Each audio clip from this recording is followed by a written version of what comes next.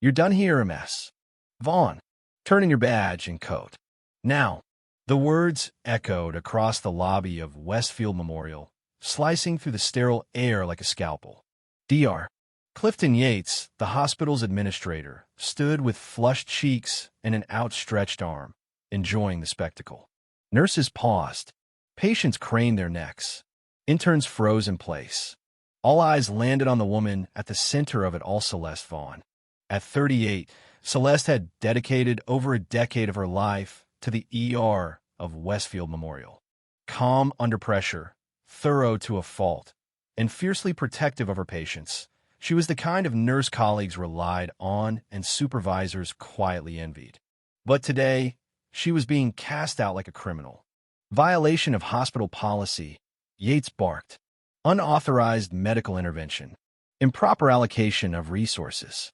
This institution doesn't run on charity, MS. Vaughn. Celeste unfastened the ID clipped to her scrubs. She folded her lab coat and placed both neatly on the counter. Her eyes remained steady, but a slow, building storm brewed behind them. She wasn't about to give Clifton the satisfaction of watching her break. Dr. Yates, she replied, her voice unwavering. I saved a life. He scoffed, slapping a fat palm against the marble countertop.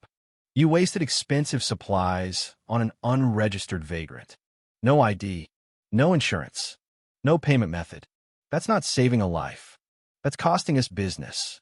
The night before flashed before her eyes 11:17 p.m., almost off shift, just finishing up paperwork.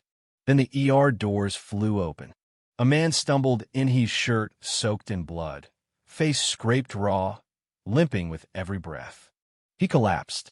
His last whisper before slipping into unconsciousness. Please, help. Patrice, the receptionist, had barely looked up from her phone. No insurance card? Sorry. Them's the rules. But Celeste didn't wait. She had rushed to his side, barking orders, checking his pulse. Call Dr. Brenner. Trauma room 3 now. Patrice had sputtered about policy. Celeste had ignored her. Now, back in the lobby, as the security guard Malcolm, who always greeted her with respect, guided her toward the exit, Celeste turned her head one last time. You'll regret this, Dr. Yates. I didn't just save a man's life last night. I saved this hospital's future. You just haven't realized it yet. Yates laughed. You saved a nobody. But outside the hospital doors, something was already in motion. Where a disheveled man usually stood holding a cardboard sign quiet, almost invisible to staff, stood now a sharply dressed stranger in a tailored navy suit, speaking urgently into a phone. He looked out of place, but not to Celeste. The man she'd saved had worn a tattered coat, jeans, and boots caked in mud. But underneath that grime was something she hadn't noticed, a rare Patek Philippe watch. That alone was worth more than her yearly salary. That same morning, as Celeste sat at her tiny kitchen table in her modest neighborhood, sipping lukewarm tea and reeling from her dismissal, her phone rang. Unknown number. She hesitated, then answered. MS. Vaughn, this is Devin Hart. I'm with Ridgewell and Keene, corporate counsel for Montgomery Enterprises. She blinked. Is this about a lawsuit? Quite the opposite. The man you treated last night, his name is Elias Montgomery. Her cup nearly slipped from her hand. Yes, that Montgomery. So, he asked us to find you immediately. Within the hour, Celeste met Hart at a quiet bistro in the city.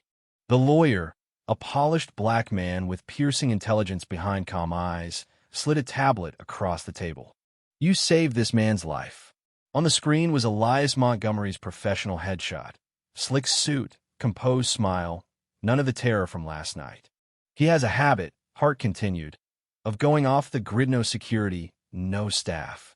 He says it clears his mind. Yesterday, he had a bad fall while hiking alone.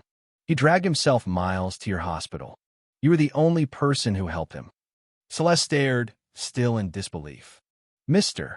Montgomery is grateful, Hart said, but more than Thade's angry. Across town, Yates held a mandatory meeting. Let this be a lesson. MS. Vaughn broke protocol. No ID, no service. We're not a shelter. We're a business. Some staff nodded. Patrice clapped, but others remained silent. Dr. Brenner, one of the only Latino doctors on staff, clenched his jaw and stared down at the table. Behind the scenes, Montgomery's team launched an internal investigation. He wasn't just a billionaire with a personal grudge.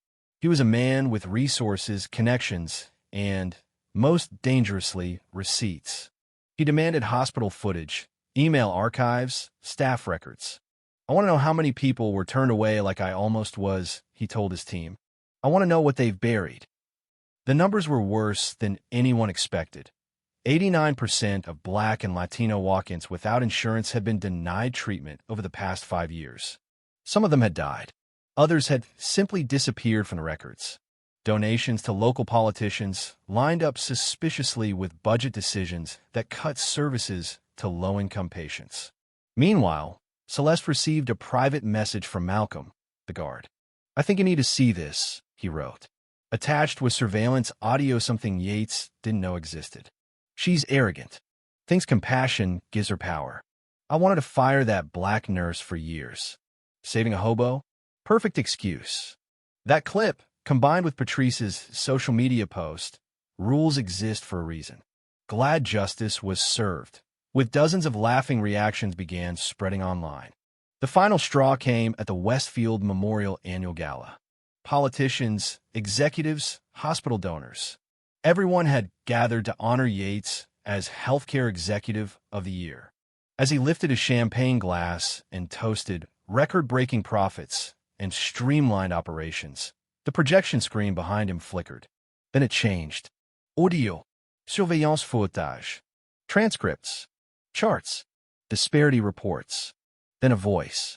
Calm, familiar. "My name is Elias Montgomery," the voice said. "On the night of May 14th, I was turned away from Westfield Memorial Hospital while suffering a critical injury. I would have died if not for the courage and integrity of Celeste Vaughn." Silence. Then commotion. Federal agents arrived. "Dr. Clifton Yates, you are under arrest for fraud, willful neglect, discrimination, and misappropriation of public health care funds." Yates turned pale. As he was cuffed, the ballroom doors opened again. Celeste entered, poised, graceful, surrounded by a legal team and Montgomery himself. "You planned this," Yates snarled. She shook her head. "No, you did. I just told the truth." Within weeks, everything changed. Montgomery acquired majority ownership of Westfield Memorial and renamed it the Celeste Vaughn Health Institute for Universal Care. A sweeping reform package followed. All patients were guaranteed treatment, regardless of income. Bilingual staff were hired. A scholarship fund was created for aspiring doctors of color. Celeste became medical director with a 7-figure salary. But what mattered more were the people now lined up outside the hospital, people who once would have been turned away. Malcolm became head of security. Dr. Brenner was promoted to chief of emergency medicine. Patrice was quietly fired. In a small suburban pharmacy, Patrice now worked behind the counter. Every time she saw Celeste on TV, she turned off the screen. At the renaming ceremony, Montgomery stood at the podium.